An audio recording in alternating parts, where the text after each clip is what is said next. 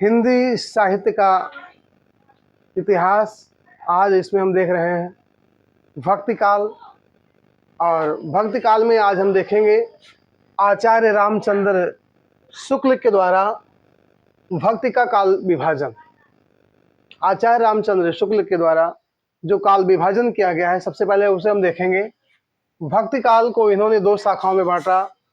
Number एक है निर्गुण भक्ति और दूसरे नंबर पे है सगुण भक्ति। निर्गुण भक्ति की दो शाखाएं, नंबर एक पे ज्ञानाश्रयी शाखा, दूसरे नंबर पे आएगी प्रेमाश्रयी शाखा। ज्ञानाश्रयी शाखा के जो कवि हैं वो संत कवि कहलाए। प्रेमाश्रयी शाखा के जो कवि हैं वो सूफी कवि कहलाए। आगे हम देखेंगे सगुण भक्ति। सगुण भक्ति की दो शाखाएं हैं, राम भक्ति शाखा, कृष्ण भक्ति शाखा। ईश्वर के दो रूप बताए गए हैं। जो पृथ्वी पर अवतार नहीं लेते या जो रूप धारण नहीं करते उनको निर्गुण माना गया है। जो पृथ्वी पर अवतार लेते हैं, जो रूप धारण करते हैं, उनको सगुण बताया गया है। ज्ञानाश्रयी शाखा सदगुरु के द्वारा, इसका मतलब हुआ सदगुरु के द्वारा। ज्ञानाश्रयी शाखा ज्ञान प्लस आश्रय प्लस ई प्लस शाखा के योग से बना है ज्ञानाश्रयी शाखा। ज्ञान का सहारा लेकर मुक्ति पाने वाले,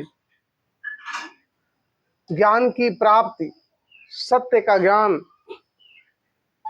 ज्ञानाश्रयी शाखा के भक्तों को संत कवि कहा गया। ज्ञानाश्रयी शाखा क्या हम देखेंगे, ज्ञान का सहारा लेकर मुक्ति पाने वाले, ज्ञान की प्राप्ति या सत्य का ज्ञान ही ज्ञानाश्रयी है। ज्ञानाश्रयी शाखा के भक्तों को संत कवि कहा गया। संत शब्द की उत्पत्ति देखेंगे, पीताम्बर दत्त बड़थवाल ने बताया संत शब्द की उत्पत्ति शांत शब्द से हुई है। संत शब्द की उत्पत्ति शांत शब्द से हुई। परशुराम चतुर्वेदी का कहना है संत शब्द की उत्पत्ति सत्य का ज्ञान से हुई है। संत मत पर प्रभाव देखते हैं। उपनिषद के अनुसार ब्रह्म, जगत, माया, मोह, जीव का संत मत पे प्रभाव रहा।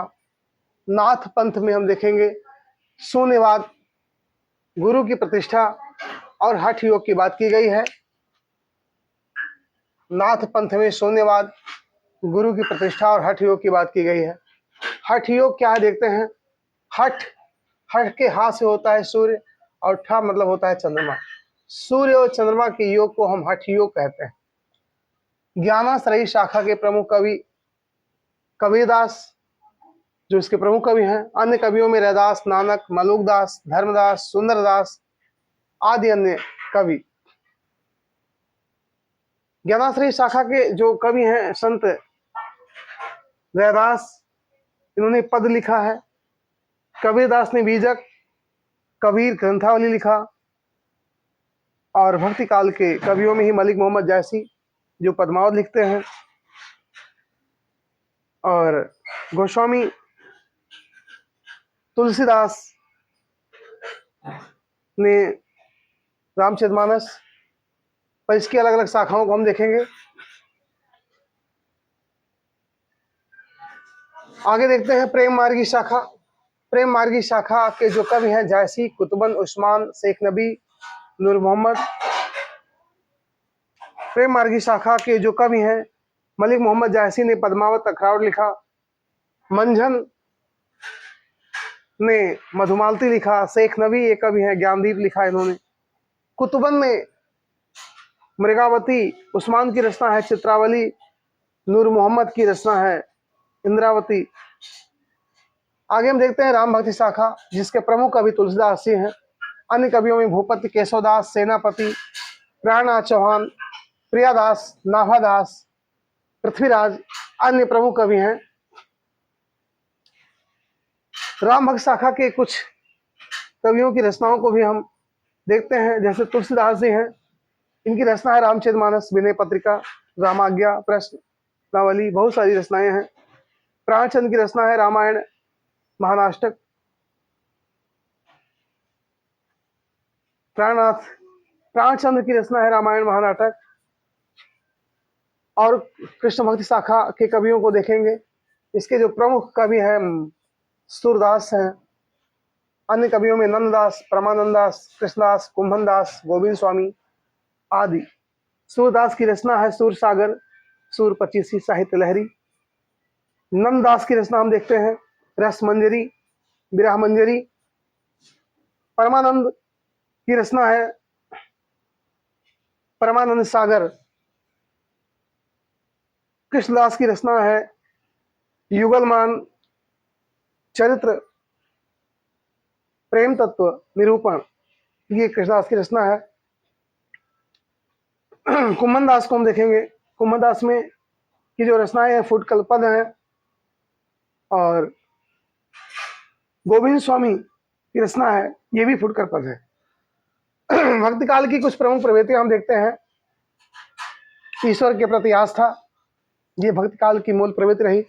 लोक मंगल की भावना, गुरु की महिमा, बाह्य आडंबरों का विरोध, अहंकार का परित्याग, साहित्य का समग्र विकास, ये भक्ति काल की प्रमुख प्रवृत्तियां हैं। एक बार हम देखते हैं आचार्य रामचंद्र शुक्ल के फिर से काल विभाजन को। उन्होंने भक्ति काल को दो शाखाओं में बांटा, निर्गुण और सगुण। निर्गुण की दो शाखाएं ज्ञानाश्रयी, प्रेमाश्रयी। सगुण की दो शाखाएं राम भक्ति शाखा, कृष्ण भक्ति शाखा। जिन्होंने ज्ञानाश्रयी शाखा के जो कवि हैं, संत कवि हैं, उसमें जो संत कवि हैं वो आते हैं। सूफी कवियों, प्रेमाश्रयी शाखा में सूफी कवि हैं, जिसमें प्रायः प्रेमाश्रयी शाखा की अगुवाई करने वाले जो कवि हैं वो मुसलमान कवि हैं। और सगुण भक्ति की दो शाखाएं राम भक्ति, कृष्ण भक्ति। राम भक्ति शाखा के जो प्रमुख कवि हैं गोस्वामी तुलसीदास जी हैं। कृष्ण भक्ति शाखा के प्रमुख कवि सूरदास जी हैं। और ईश्वर के दो रूप बताए गए हैं। जो पृथ्वी पर अवतार नहीं लेते हैं, जो रूप धारण नहीं करते, उनको निर्गुण माना गया है।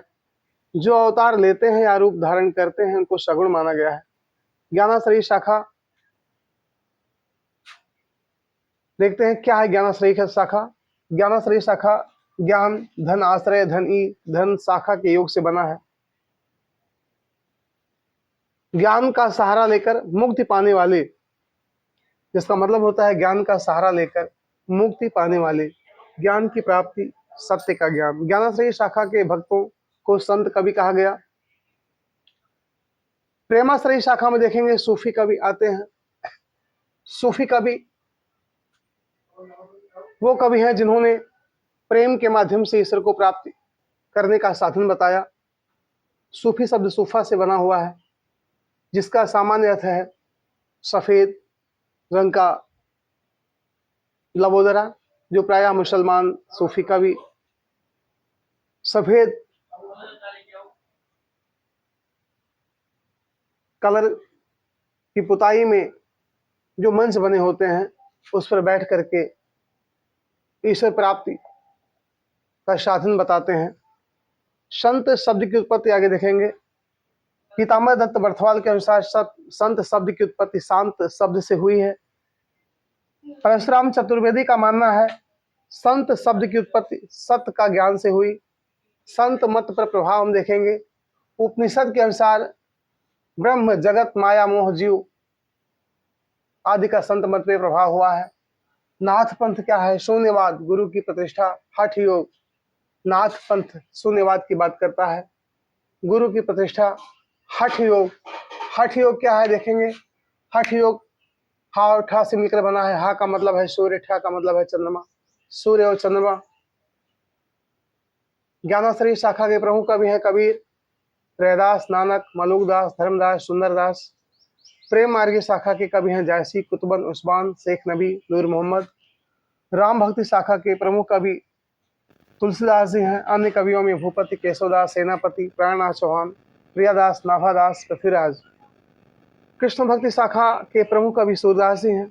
अन्य कवियों में नंददास, परमानंदास, कृष्णदास, कुंभनदास, गोविंद स्वामी आदि। भक्ति काल की प्रमुख प्रवृत्तियों में जो मूल प्रवृत्ति है ईश्वर के आस्था, लोक मंगल की भावना, गुरु की महिमा, बाह्य आडंबरों का विरोध, अहंकार का परित्याग, साहित्य का समग्र विकास,